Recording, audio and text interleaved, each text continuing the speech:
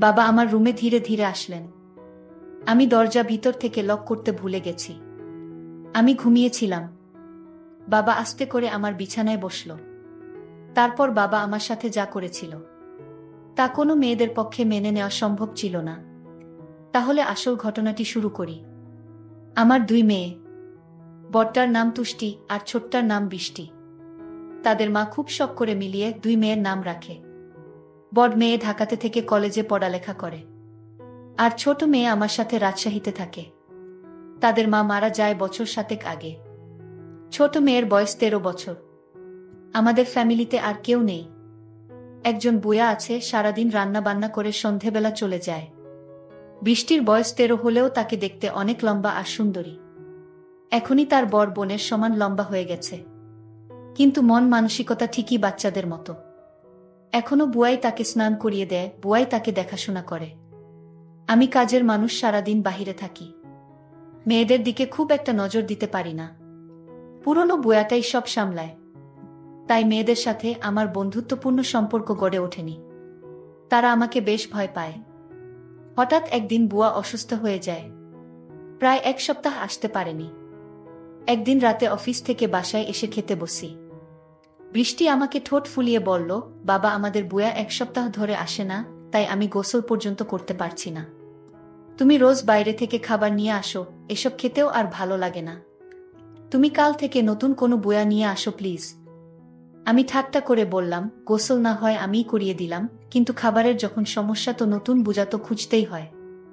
বৃষ্টি বলল, ঠিক আছে, কাল গোসল করিয়ে দিও। আমি খাওয়া বন্ধ করে মেয়ের দিকে চাইলাম। বৃষ্টি দেখতে খুব সুন্দর হয়েছে, একদম তার মায়ের মতো। আমি বৃষ্টির দিকে তাকিয়ে থাকতাম, কারণ আমার মেয়ে বৃষ্টি ঠিক তার মায়ের মতো হয়েছে। আমি আমার মেয়ের চেহারার দিকে তাকালে আমার স্ত্রীকে যেন খুঁজে পেতাম। আমি ভাবতে লাগলাম, মেয়েটি তো বড় হয়েছে, তারপরও এখনো বাচ্চাদের মতো আচরণ করে। তাকে গোসল না করিয়ে দিলে সে গোসল করবে না। আমি বাবা হয়ে মেয়ের দায়িত্ব তো নিতে হবে। আমি বৃষ্টিকে বললাম, তুই এখন নিজের গোসল করা নিজে শিখ, কারণ কিছুদিন পর তো তোর শ্বশুর বাড়ি যেতে হবে। মেয়ে তখন বলল, বাবা আমি কোনোদিন শ্বশুর বাড়ি যাব না। আমি তোমার সাথে সারা জীবন থাকব। এই বাড়ি ছেড়ে আমি কোথাও যাব না। আমি আমার মেয়ের কথা শুনে অবাক হয়েছিলাম। এই মেয়েকে নিয়ে আমি কি যে করি। পরের দিন তাকে আমি গোসল করিয়ে দিলাম, নিজ হাতে তুলে ভাত খাওয়াইয়া দিলাম। তারপর মেয়ে আমার শান্ত হলো। আমি বললাম, যাও বৃষ্টি, এবার তোমার রুমে গিয়ে ঘুমিয়ে পড়ো। সে বায়না করে বলল, বাবা ঠিক আছে, বড় আপুকে ছাড়া আমি একা আমার রুমে ঘুমাতে ভয় করে। আমি তাকে সান্ত্বনা দিয়ে বলেছিলাম, শোন মা, কিছুদিন পর থেকে তুই আমার রুমে ঘুমাবি। ঠিক আছে, এখন নিজের রুমে গিয়ে ঘুমিয়ে পড়ো মা। তারপর মেয়ে যখন তার নিজের রুমে ঘুমাতে গেল, আমি গভীর রাতে আমি ধীরে ধীরে মেয়ের শোবার ঘরে গেলাম। গিয়ে দেখি সে টিভি দেখছে। আমি তাকে গিয়ে বললাম, মা তুমি এখনো টিভি দেখছো? আমার মেয়েকে বললাম, মারে তোর মুখের দিকে তাকালে তোর মায়ের মুখটা আমার চোখের সামনে ভেসে উঠে। আমার কথা শুনে সে খুব খুশি হলো। আমি আমার মেয়ের দিকে তাকিয়ে রইলাম। আমি যেন আমার মেয়ের মাঝে আমার স্ত্রীকে খুঁজে পেলাম। আমি যখন এভাবে তাকিয়েছিলাম, সে কিছুটা অবাক হলো, বলল, তোমার কি হয়েছে বাবা? তুমি এভাবে আমার দিকে তাকিয়ে আছো কেন? আমি তোমার খুব আদরের মেয়ে, তাই না বাবা? আমি বললাম, হ্যাঁ মাম্মি, তুমি খুব আদরের মেয়ে আমার। আমার বাবা বলল, মাম্মি তোমার সাথে আমার একটা কথা ছিল। কি কথা? বাবা, মাম্মি তুমি আমার কথাটা রাখবে মাম্মি। আমার মেয়ে বলল, বাবা তুমি আমার জন্মদাতা, আর তোমার কথা কি আমি ফেলতে পারি? আমি তোমার সব কথা রাখব। তোমার কথা না রাখলে যে আমার অমঙ্গল হবে। আমি ভাবতে লাগলাম, কিভাবে কি করা যায়। হঠাৎ বুদ্ধি এলো মাথায়। আমি তাকে গম্ভীর হয়ে জিজ্ঞেস করলাম, কতদিন গোসল করিস না মা? প্রায় 1 সপ্তাহ। তাই? আচ্ছা ঠিক আছে, চলো আমি তোমাকে আজ গোসল করিয়ে দেই। কাজের বুয়া আসবে কোনোদিন, আর তুমি এতদিন গোসল ছাড়া থাকবা মাম্মি। গোসল না করলে ঘুম হবে না মাম্মি রাতে। তাই চলো আগে গোসলটা করিয়ে দেই। তুমি আমার মেয়ে, আমি তোমার যত্ন না করলে লোকে মন্দ বলবে। তাছাড়া আমি তোমাকে এভাবে থাকতে দিতে পারি না। চলো মাম্মি, তোমাকে গোসলটা করিয়ে দেই। এতদিন গোসল না করলে শরীর খারাপ হবে। মেয়ে বলল, এখন তো রাত, কাল সকালে করি আব্বু। আমি আমার মেয়ের কথা মেনে নিলাম। তবে মা, কাল তো আমি কাজে চলে যাব। ফিরতে আবার রাত হবে। মেয়ে বলল, ঠিক আছে বাবা, তাহলে কাল রাতে তুমি গোসল করিয়ে দিও। যাও বাবা, এখন গিয়ে ঘুমাও। আমিও ঘুমাবো। ঠিক আছে মা, তাহলে তুই ঘুমিয়ে পড়। আমিও ঘুমাতে গেলাম। পরের দিন সকালে উঠে আমি আমার মেয়েকে বললাম, মা আজ বাড়িতে কেউ নেই, তাই বাড়িটা একদম খালি পড়ে থাকবে। তোমার আজ আর স্কুলে যেতে হবে না। কাল স্কুলে যেও। আমি বাবার কথা শুনে খুব খুশি হলাম, কারণ আজ সারাদিন টিভি দেখতে পারবো। সেদিন আমি সারাদিন ঘরে বসে টিভি দেখেছিলাম। বড় আপুর সাথে ফোনে কথা বলেছিলাম। সন্ধ্যা ঘনিয়ে আসছে, বাবা এখনো বাড়িতে ফিরছে না। আমি বাবার জন্য অপেক্ষা করতে লাগলাম। কিন্তু বাবা প্রায় রাত 10টার দিকে বাড়িতে ফিরল। আমি বাবাকে জিজ্ঞেস করলাম, বাবা এত দেরি হলো কেন? আমি তোমার জন্য সেই কখন থেকে অপেক্ষা করছি। তোমার কোনো খবর নাই। বাবা বলল, মা আমি একটা ঝামেলায় পড়ে গিয়েছিলাম, তাই আসতে একটু দেরি হয়ে গিয়েছে। এখন চলো মা, গোসল করিয়ে দেই। মেয়েটা বলল, বাবা আমি আজ গোসল না করলে হয় না, খুব শীত লাগছে। আমি মেয়েকে বললাম, মা আজ তোমার গোসল করতে হবে, নইলে তোমার শরীরে অসুখ হয়ে যাবে। শরীরের সর্দি জ্বর আসতে পারে। আমি বাবার কথা শুনে বললাম, ঠিক আছে বাবা, চলো আমি গোসল করব। আমি তাকে বাথরুমে নিয়ে গেলাম। তারপর আমার ছোট মেয়েটাকে গোসল করিয়ে দিলাম। আমার লক্ষ্মী মেয়েটা বলল, বাবা আজ মাথাটা অনেক ভালো লাগছে, আমার শরীরটা ভালো লাগছে। আমি বললাম, গোসল হচ্ছে আল্লাহর নেয়ামত, গোসল না করলে শরীর ভালো লাগে না, রাতে ঘুম হয় না। আজ তোর অনেক ভালো ঘুম হবে। তারপর রাতের খাবার খেয়ে যখন আমি ঘুমাতে গেলাম, আমার মেয়ে বলল, বাবা আজ তুমি আমার রুমে ঘুমাবে, কারণ এই রুমে আমি একা একা থাকতে ভয় লাগে। আগে তো আপু আর আমি একসাথে থাকতাম। আমি আমার মেয়ের কথা শুনে বললাম, ঠিক আছে মাম্মি, তুমি আমার রুমে চলে আসো। আমি আর আমার মেয়ে গল্প করতে শুরু করলাম। আমার মেয়ে আমায় জিজ্ঞেস করল, বাবা তুমি মায়ের অভাব বোধ করছো? হ্যাঁ মা, তোর মা তুই অনেক ছোট থাকতে মারা গিয়েছিল। আমি তোদের কথা চিন্তা করে আমি আর কোনো বিয়া করিনি, কারণ সৎ মা বাড়িতে নিয়ে আসলে আরো যন্ত্রণা বাড়বে। তাই এইসব ভেবে আর বিয়ে করিনি, কারণ তোদের মুখের দিকে তাকিয়ে আমি সারাটা জীবন কাটিয়ে দিব। বাবার কথা শুনে আমার কান্না চলে আসছিল। আমার বাবা তার নিজের সুখ খুঁজেননি, আমাদের সুখের জন্য বাবা সারাটা জীবন এভাবে কাটিয়ে দিল। আসলে এরকম বাবা হয় না এই যুগে। কিন্তু আমি যে ভাবনাটা ভেবেছিলাম সেটা আমি ভুল ভেবেছিলাম। জানি না সেটা ভুল না সঠিক। আমি পরদিন রাতে বাবার রুমে থাকতে চাইনি, কারণ রাতে বাবা নাক ডাকে। এটাও সমস্যা ছিল না, আমি বাবাকে পাশে রেখে মোবাইল দেখতে পারি না। আর সেই জন্য সিদ্ধান্ত নিলাম, আজ থেকে আমি আমার রুমে একা ঘুমাবো। আমি পরদিন বাবাকে বললাম, বাবা আজ আমি একা একা আমার রুমে ঘুমাবো।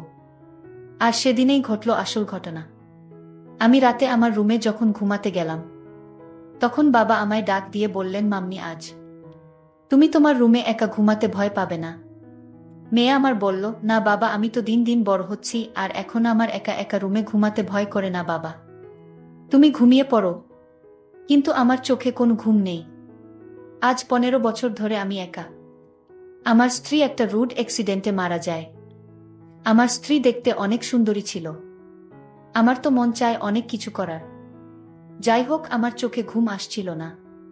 ঘড়ির কাঁটার দিকে তাকিয়ে দেখি রাত প্রায় 1টা বাজে। আমি আস্তে করে আমার মেয়ের রুমের দরজার কাছে গেলাম। দরজাটা ধাক্কা দিতেই খুলে গেল।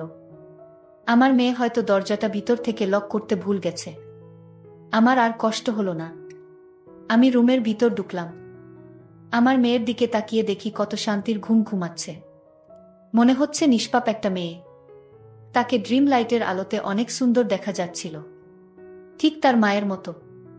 আমার কাছে মনে হলো এটাই বুঝি আমার স্ত্রী। আমার নিজের মেয়েটাকে দেখে আমার অন্যরকম অনুভূতির সৃষ্টি হলো। আমি ধীরে ধীরে মেয়ের বিছানার পাশে গিয়ে বসলাম। এক নজর তার দিকে তাকালাম। আমার অনেক ভয় করছিল, যদি আমার মেয়ে এখন জেগে যায়, তখন কি ভাববে? আমি ভুলে গিয়েছিলাম এটা আমার মেয়ে শুয়ে আছে। এটা আমার জন্য একটা বড় সুযোগ। এসব ভাবতে ভাবতে হঠাৎ আমার মেয়ে জেগে উঠল। জেগে আমায় দেখে চমকে উঠল আর বলতে লাগলো, বাবা এত রাতে আমার রুমে কি করছো? আমি বললাম, কেন, আমি কি তোমার রুমে আসতে পারি না? কিন্তু বাবা, আমি তো দরজা লক করে ঘুমাচ্ছিলাম। তুমি রুমের ভিতরে ঢুকলে কি করে? আমি বললাম, মা তুই ঘুমানোর আগে দরজা লক করতে ভুলে গিয়েছিলি, আর তাই তো তোর রুমে আসতে পারলাম। বাবা তুমি ইদানিং কেমন জানি হয়ে গেছো, যাও তোমার রুমে গিয়ে ঘুমাও। যখন তখন আমার রুমে হুট ঘরে চলে আসো। পরদিন সকালে আমি আমার মেয়েকে বললাম, মা গোসল করবি না, আমি চলে গেলে কে তোরে গোসল করাবে? মেয়ে তখন বলল, বাবা আজ থেকে তোমার আর কষ্ট করতে হবে না, আমি নিজেই গোসল করতে পারবো। আমি আমার মেয়ের কথা শুনে ভাবলাম মেয়ে কি আমার মনের কথা জেনে গেছে। আরেক মনে ভাবলাম সে আমার মনের খবর কি করে জানবে। আমি রাতে বাড়িতে ফিরলাম, ফিরে দেখি মেয়ে ঘরে বসে টিভি দেখছে। আমি আমার মেয়েকে জিজ্ঞেস করলাম, বৃষ্টি আজ তুই আমার রুমে ঘুমাবি? কারণ আমার শরীরটা ভালো না। আমি বাবার বাহনা কিছুটা বুঝতে পারছি, কারণ বাবার ইদানিং মনের ভিতর খারাপ কিছু চলছে। আমার বাবাকে সন্দেহর সৃষ্টি হলো। আমি সিদ্ধান্ত নিলাম, আমি আর বাবার রুমে ঘুমাবো না। বাবা ইদানিং পাগলের মতো হয়ে গেছে। আমি আজ আমার রুমে ঘুমাতে গেলাম। রাতের শরীরটা ক্লান্ত ছিল, তাই আজ সকাল সকাল ঘুমিয়ে পড়েছিলাম।